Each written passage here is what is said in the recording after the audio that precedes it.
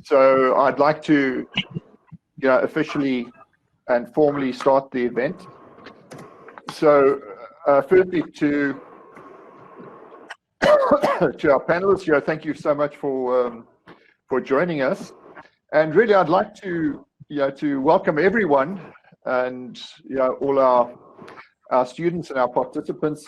Welcome to our TC Global panel discussion on the future of work.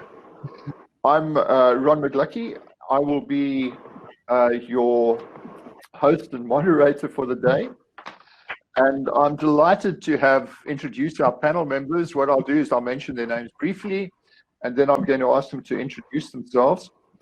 Firstly, we have Ms. Andrea Cole-Karim. She's International Relations Manager for Victoria University, obviously Wellington, New Zealand.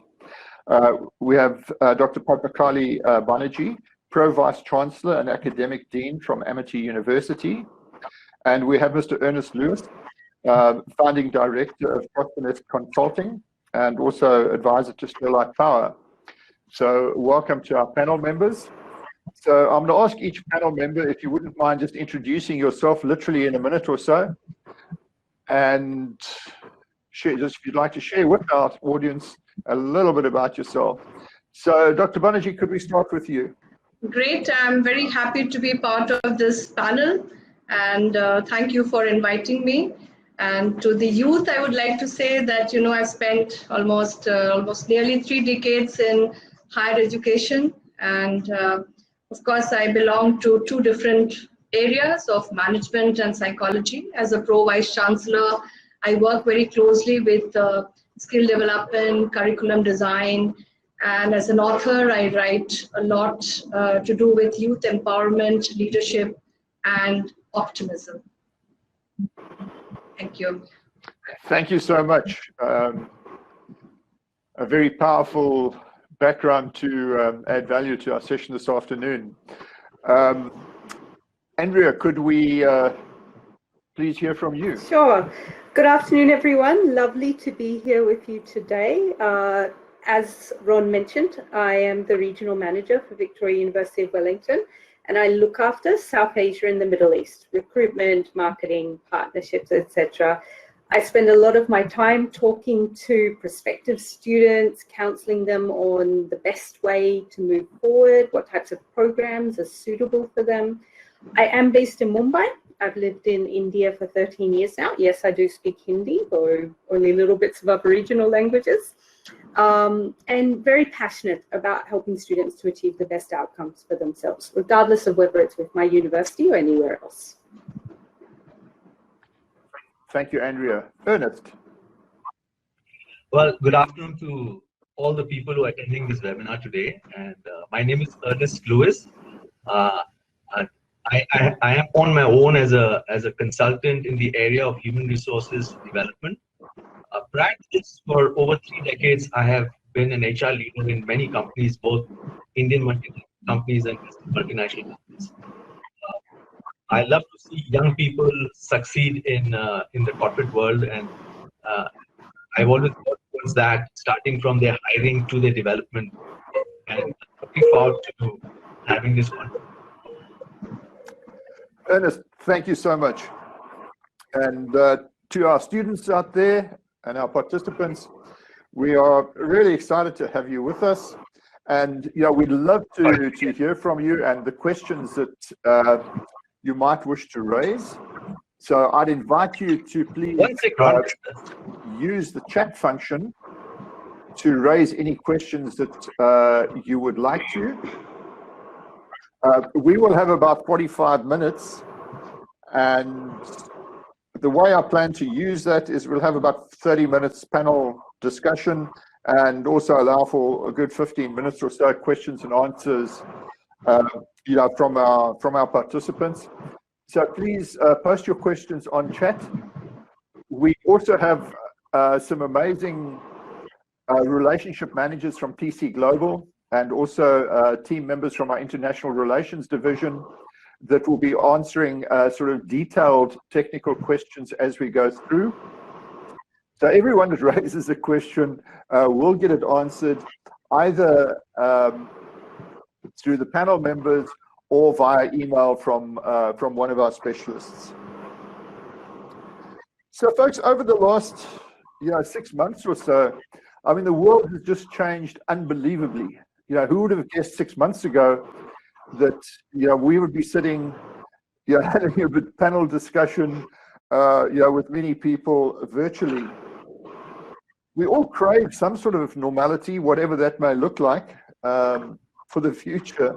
But we can't escape recognition that COVID-19 has accelerated so many developments in industry, in the economy, in the world at large.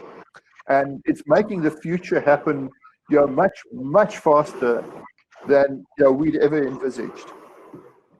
If we think about the working remotely, the digital space, the cloud, automation, artificial intelligence, this is really reshaping every role, every function, every business out there.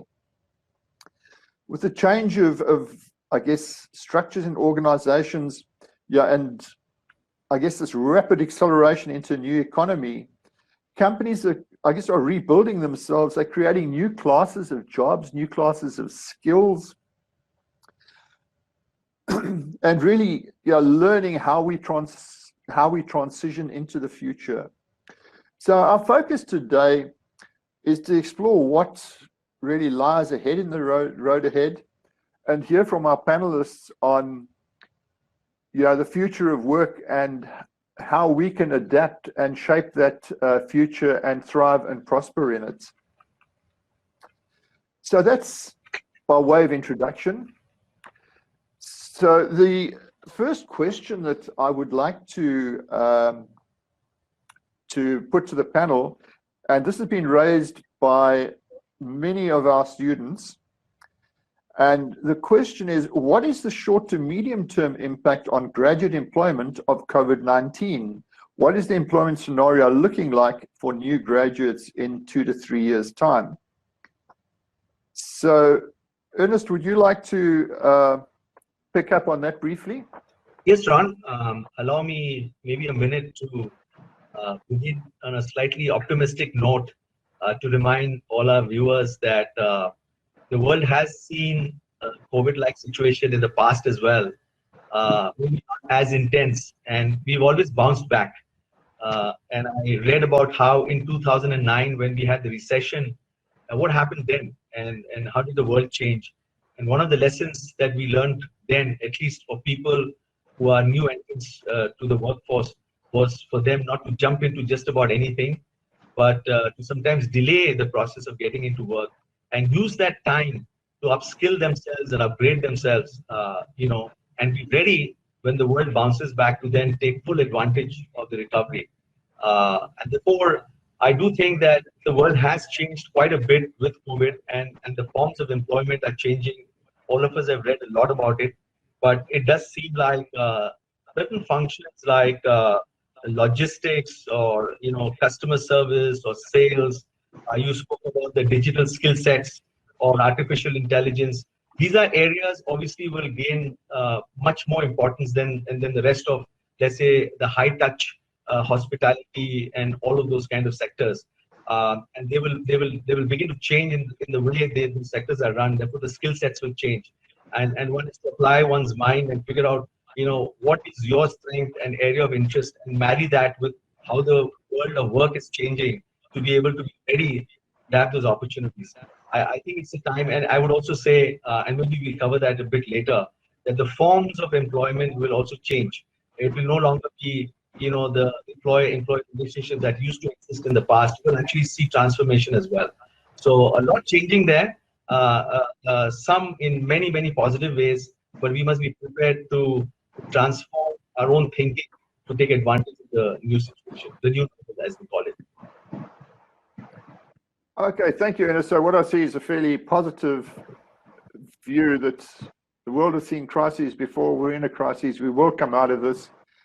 Yes, there will be negative short-term impact, and that will also create certain opportunities for us in the future. Andrea or Dr. Banerjee, would you like to briefly add anything to what Ernest has said?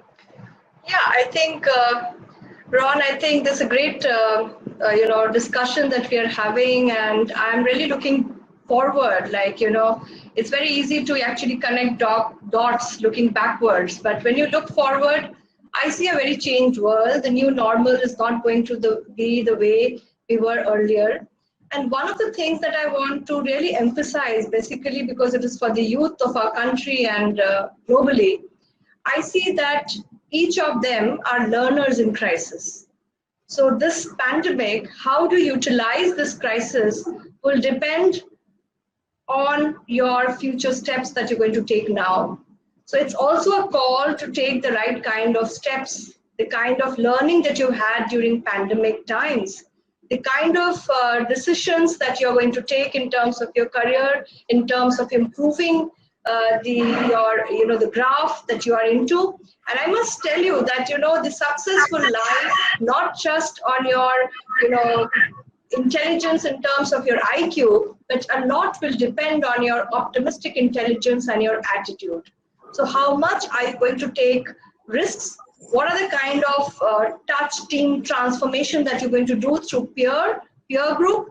How much are you going to use from the universities that are higher learning institutions? What are the kind of decisions you're going to take now? So it's going to be a game changer. Let me tell you, each one of you, I'm sure you're going to be successful in whatever you pick up. But to be successful, you need that extra edge. And I believe that at this point, the youth should be targeting and self-development in terms of not just skills and competencies that are required for your field, but your fundamental, which are also known as your soft skills and competencies in terms of. Okay, thank you. Yeah. We will be heading into that very shortly.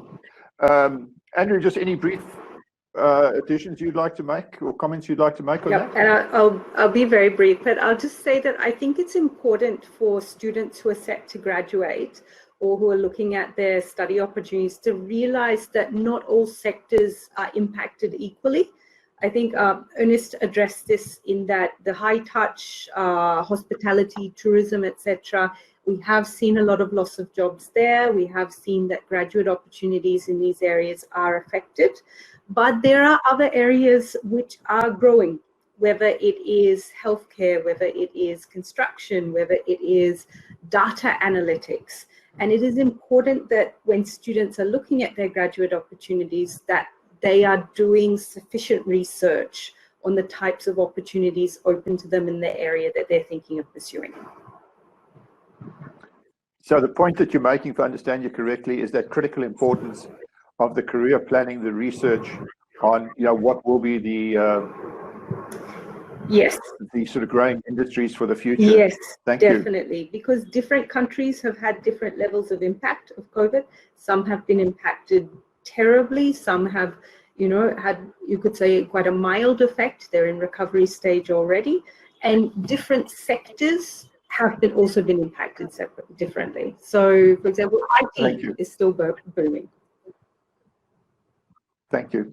I'd like to move ahead, and I think Dr. Banerjee, you were heading in this direction, and as well as Andrea. What are the new skills that we believe employers will be looking for in this new world of work? What are the skills that will be in demand in future? And Dr. Banerjee, I think during our discussions before the seminar, you also raised an interesting concept of the global skills gap. Yeah. So I wonder if you'd like to start off on this, and then I'd like to move it on to Andrea. Sure.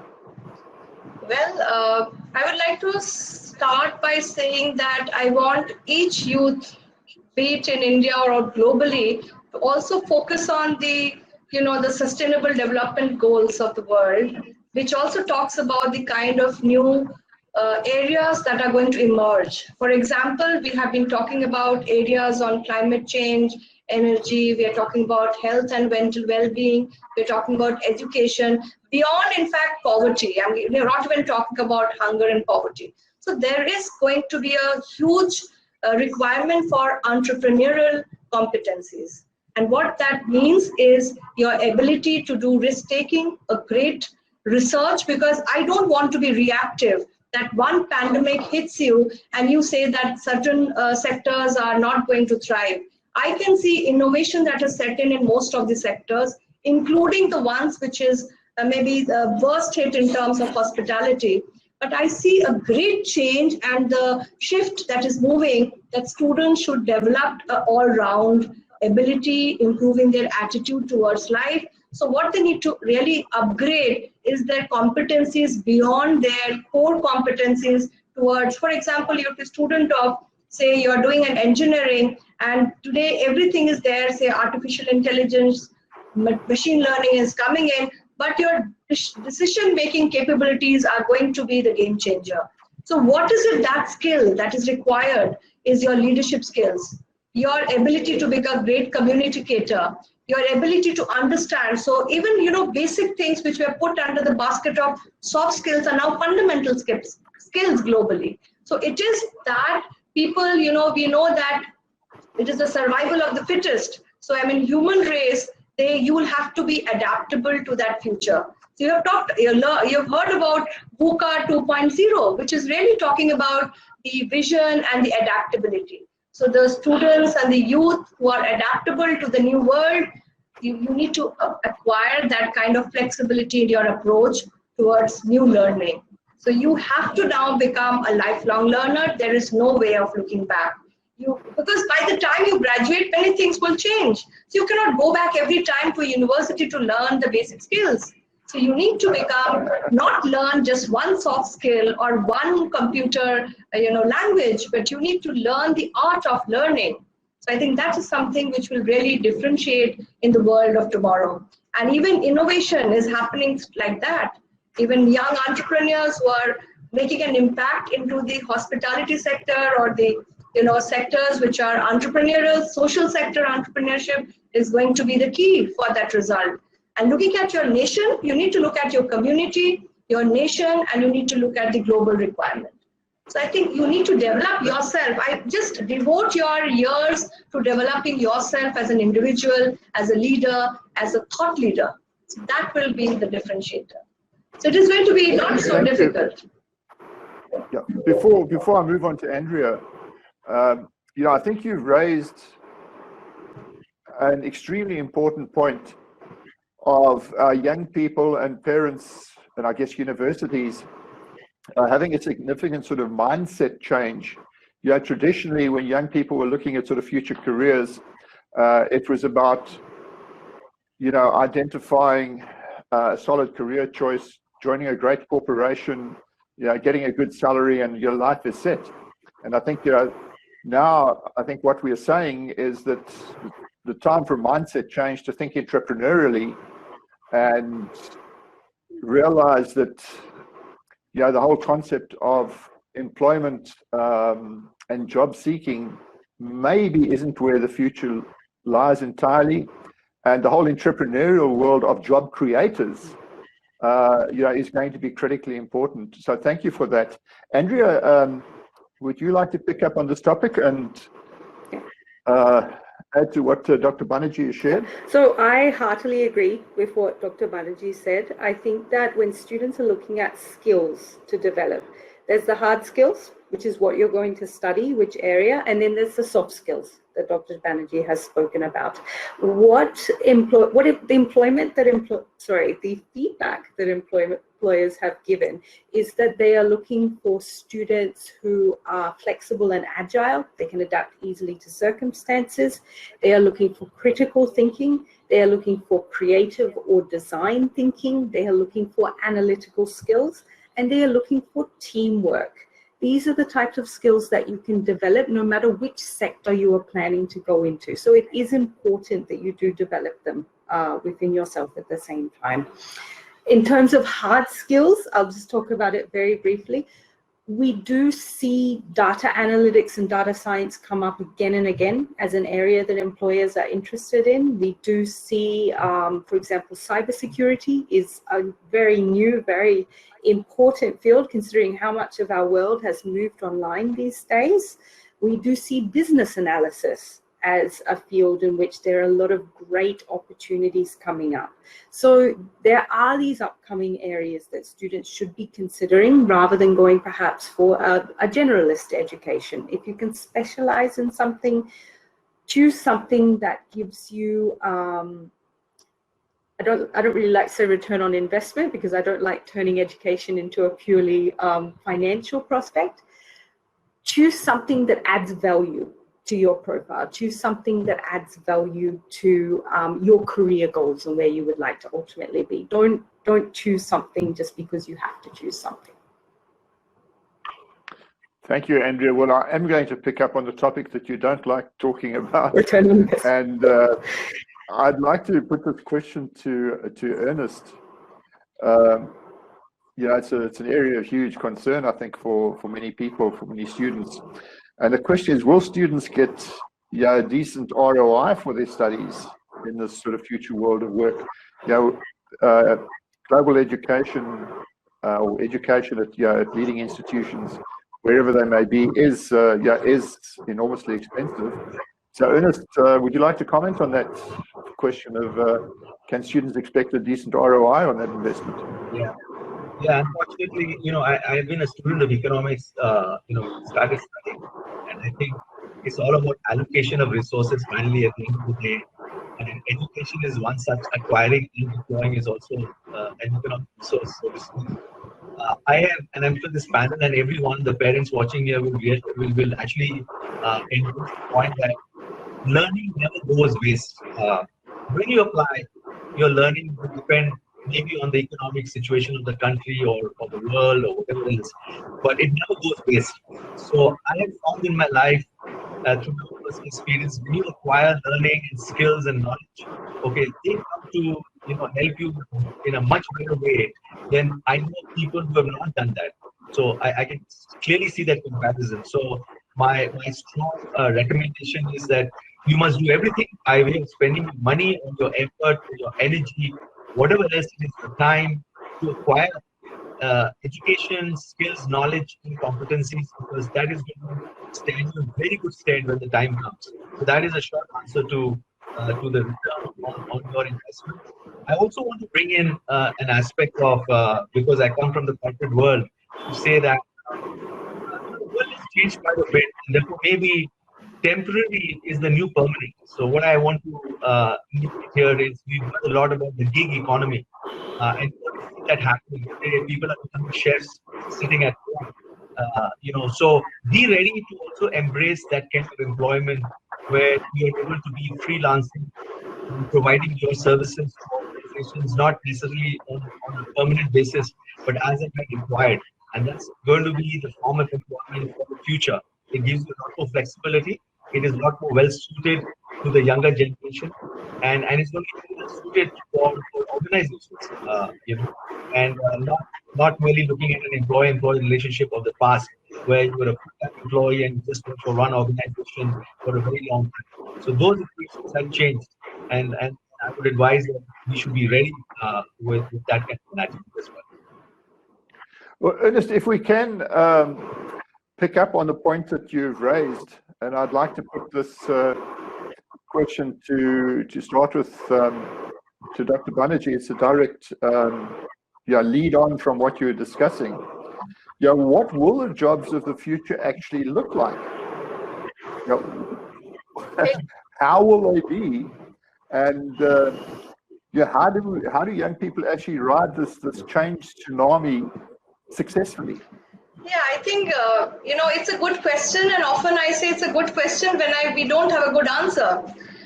In the sense, I want to really address one issue that we are seeing not just change or a, transformational change, but a revolutionary change. So a lot of disruptions are happening in the world. So what I want to address and tell the youth is, don't be worried. Don't think about what you're learning now. You need the basis. It's going to be like your fundamental bricks that you're going to build on your new learning. So what I see tomorrow is definitely a much more mechanized and disruptive world where you're going to work more closely with machines.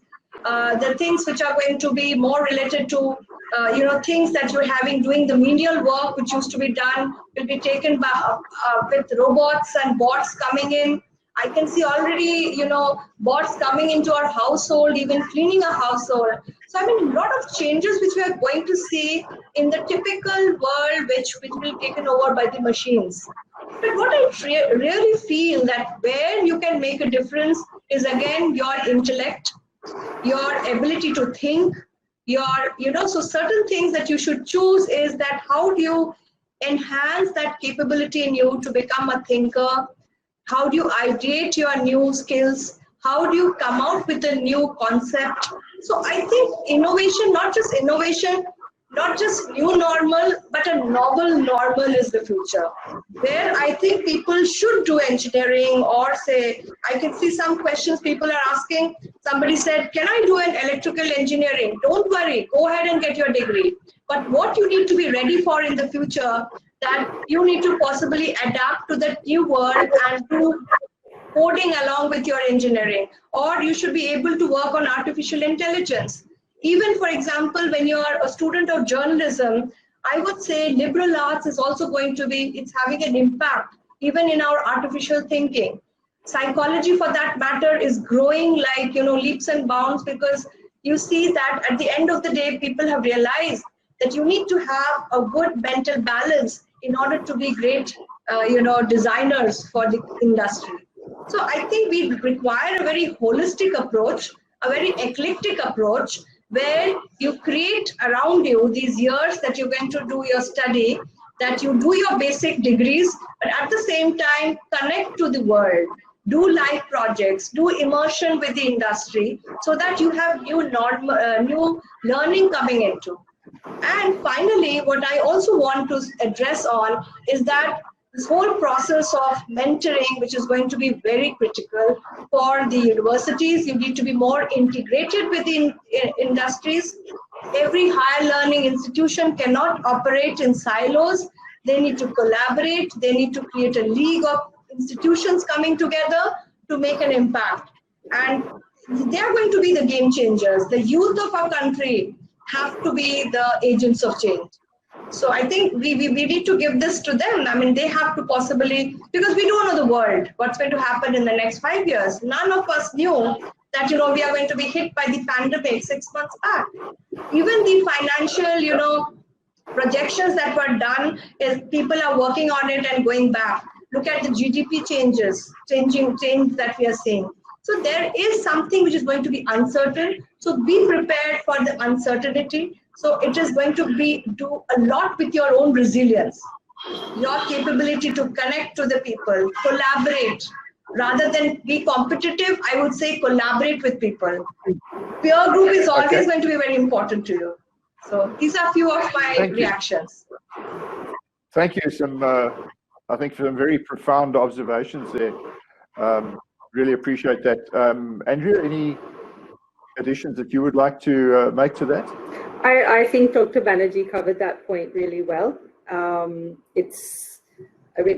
have nothing to add from my side at the moment. Okay, that's wonderful. Ernest, I know this is sort of a topic that is fairly close to your heart. Any points that Dr. Banerjee has not raised that you would like to mention? Well, I think, look, for the audience here, and I used to be young once upon a time, graduating from college or let's say from my MBA program, and I was only thinking of a job. Very honestly, that's exactly what all of us think of even now, and they should be. And so they want very concrete answers around, how do I get to my next step?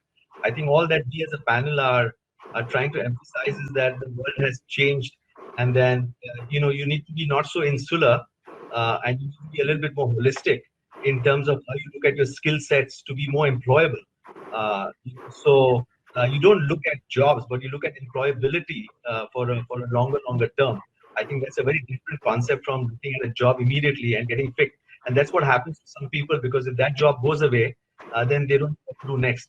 You should be a generalist at the same time, below or above above the surface of being a specialist in an area, you must develop all the skills, especially the soft skills, to be able to be in the corporate world. I've seen so many times over that not it's not the toppers who necessarily succeed in the corporate life. It's the people who are well-rounded, who know how to deal with people and how to apply their knowledge in the real world, and how to be very good in communication, etc. All of those so-called soft skills really are the hard skills that you have to learn. So I would say that I just want to remind the audience that it may seem like a tough time, maybe not many job opportunities coming. Take a pause, go back to studying, go back to acquiring more skills. Be ready when the economy bounces back. You'll be the first one to take full advantage of that. I think that's the kind of message that I'd like to convey. Okay, thank you, Ernest. Yeah, again, we're coming back to this theme of sort of holistic development. Yes, you need the technical skills. You also need the soft skills, entrepreneurial skills. The living life as a full human being, having a far greater global perspective than just what job am I going to be doing next. I noticed there have been quite a few questions that have come up, and these questions are being answered. I'm just having a quick look. Yep, I think they're being answered as we go along. Here's a question that I think would, I guess, summarize a lot of our thoughts so far and maybe add some new thoughts. So how can students turn this massive external COVID crisis and disruption into meaningful opportunities for the future and positive change? Who would like to have the first crack at that? I'll have a first crack. Please go ahead. I think what this crisis has done is it has given a lot of people the opportunity to rethink whether the path that they're on is the one that they really want to be on. And whether it's because somebody has lost a job, whether it is because somebody has had to delay their study plans, whether it is because somebody has had to wait an extraordinarily long time to get their end of year results, which I know a lot of the students have been in a very nervous situation there. It's a time to think and reflect. It's a time to think, is this what I really want to be doing with my life? Is there something else that could give me greater purpose or that could make me happier?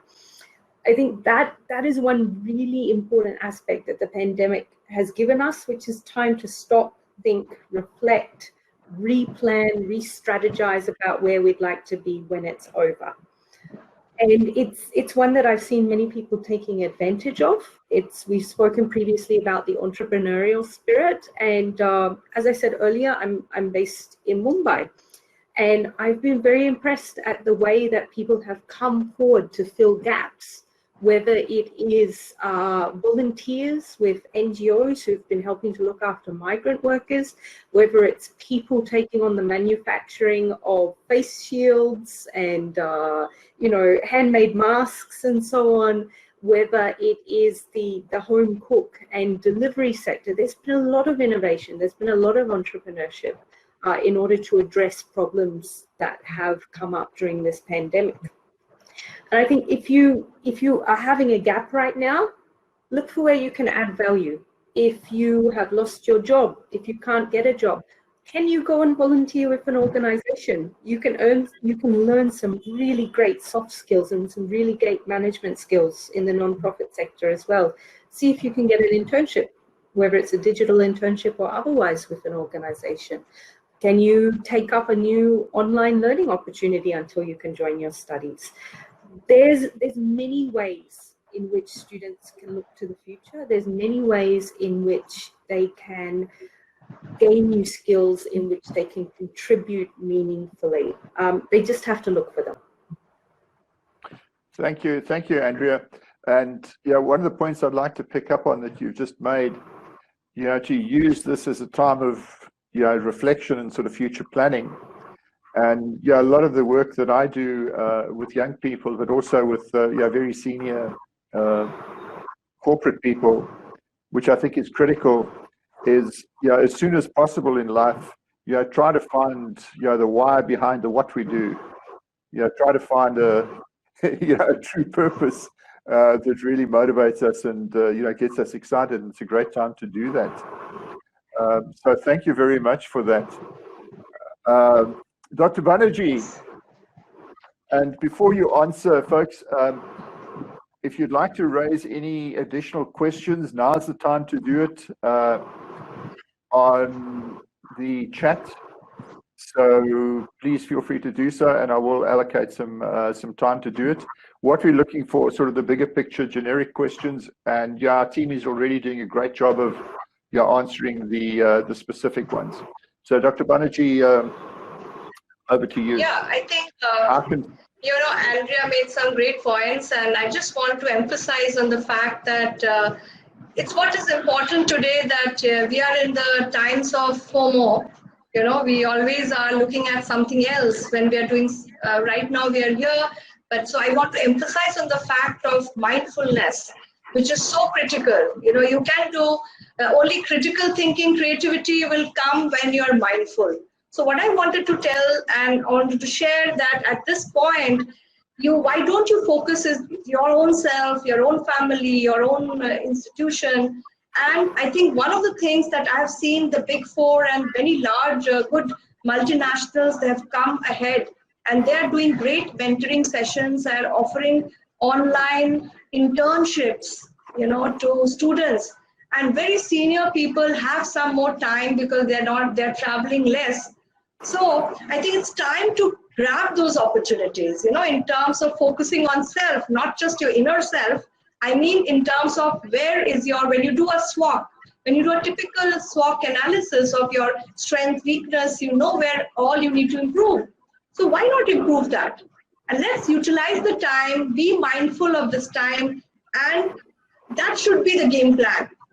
And I keep emphasizing it, but you will not believe the world tomorrow will be those who can create the collaboration. I have seen many entrepreneurs who became very successful even through using the platform. So think of a mobile phone and what all kind of things that you can do around it, because that is going to be the world for many of us in the next decades to come.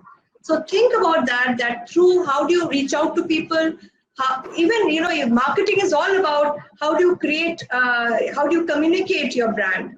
So I mean, there are lots that you can do, and I have seen when I interact with the youth, they have great ideas. So you need to network with the senior mentors who have ideas with experience, and you need to also please go back and read, because one of the things which I have seen that we don't want to do research. We are just possibly Googling and then want to emerge with a new model.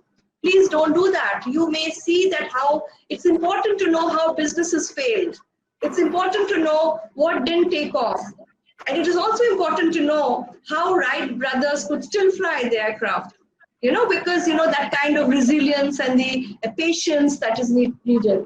So show that now. I mean, that is my message. And this is something which I feel that is happening. And institutions are going to help you do that. All the best of the universities are focusing on how do you create that environment of higher learning, of experiential learning. So this is all I would like to share. Thank you so much. So Ernest, what would your contribution be? With respect to Ron? The question is, how can students turn a massive external COVID crisis and disruption into meaningful opportunities for the future, and how do they manage it? Yeah. I mentioned that earlier. I was going by the learning we all got from the 2009 crisis. There was a time when there was not enough of jobs available for the new entrants. I think what research shows is that people went back to actually studying and getting back, upgrading and acquiring newer skills. And in the world did bounce back in style, and we know how well we went on. And those are the people who could, take full advantage of the opportunities. So I think we've already spoken about certain sectors that will be slow, and certain new sectors that are emerging.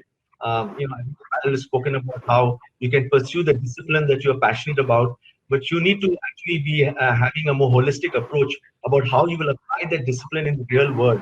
Also be flexible about the employment engagement. Employee-employee relationship is now changing. Maybe our parents, were lifetimers in an organization. I was not, but I was still attached to maybe 5 or 6 organizations. And my daughter will probably be a freelancer. So I think there's nothing right or wrong about any of those. Those equations are changing, and I think we would invite our younger generation to be ready for the change. Take full advantage by preparing themselves, right? The soft skills, the resilience you're talking about, and all of those aspects are very, very important. How do you market yourself? How do you use technology to be staying connected? How do you collaborate rather than have a win-lose situation? So all of those are ideas that you have to start by taking small measure. Actually, start living it, right? It's about being aware. I think those who start living it in small doses will see a dramatic change in their prospects. Is what I believe. Thank you very much, Ernest. I'm just looking at the questions. I think a lot of questions are coming up and they're being answered by our specialists. So if you'd like any questions, if you have any questions, you would like to put to specific panel members, please do so. We've got a few minutes left before we close. The last point that I'd like to raise, and this I think has come up on a number of occasions. What is the smartest way for young people, to develop a great personal brand, for want of a better word, or profile? There's all the social media stuff out there. Very briefly, I'd really appreciate maybe just in a minute and a half from each person, each panelist.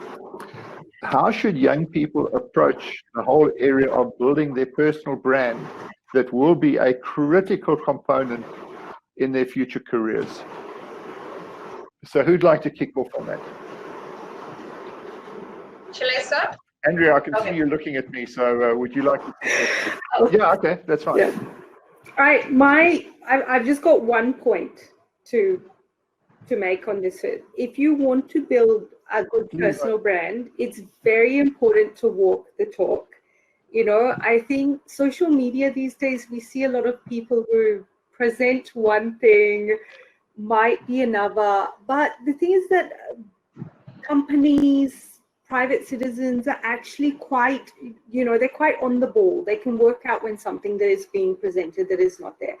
It is more important to accurately reflect who you are, have a very, a very honest personal brand that truly reflects who you are as a person. Don't try and make yourself out to be something that you're not. Don't fake it till you make it. Be honest about who you are and work on building yourself in order to build your brand. That would be my advice. Thank you. So the whole concept of authenticity. On your true self coming across. Yeah. Thank you. So, Dr. Banerjee. Yeah. So, one of the things that I would like to tell the youth is that what is the story you're going to tell to the world? And so for that, doing that, I suggest that design for life. You do a little exercise of designing your life in terms of not only the goals, the long-term or the short-term goals that you do. What are your real terminal values? What is your purpose in life, and possibly what you find meaningful? So when you do that, you're going to create an entire story about yourself. And I second what Andrea said. You are going to give, some examples of what you're doing. So, people understand, like, doing is believing, and you need to show those results of what you have done. It could be a small camp, a leadership, small survey that you may have conducted. The kind of, so some of the things that you do is create the story around you, who you are as a person, what you believe in, what are your purposes in life, what you find meaningful, and finally, what you're happy, what makes you happy. Because today, one of the bigger crises in the world today is not just about the economic crisis. We are seeing a world which is becoming more and more depressed. we see youngsters facing a great challenge, you know, about, you'll be shocked to know 1 in every 7 individuals are suffering from mental health issues. So when you're telling a story to the world, sorry, Dr. Banerjee, I'm going to have to cut you short there. Our time is just about up. Thank you so much for that. So Ernest, in 30 seconds, what would be your take? Well, you know, it's always been and will be substance over form. So unless you have the ingredient to be something that is of value outside, there's no point talking about it. You will very soon get exposed. You know, I hire a lot of CEOs and very senior people, and we do forensics on those people. There are expert firms who figure out what is the social media, how are they presenting themselves. We also do deep down analysis in terms of how were they experienced at the workplace in actual life. We have 7 companies. So we put all the data together and then figure out who the person is, and then we take a call. So people are not, they know exactly who you are. I mean, just sensationalizing yourself quickly because your peer is doing that is not going to be long lasting. So I know it's a time of social media. I don't understand that very much, but ultimately it's a substance that will triumph over form. Actually, we should always remember that. That is going to be true for many, many years to come. Thank you, Ernest. So, yeah, just summarizing, I really appreciate the advice that's been given there from Andrea. Be authentic. Dr. Banerjee, what is your story?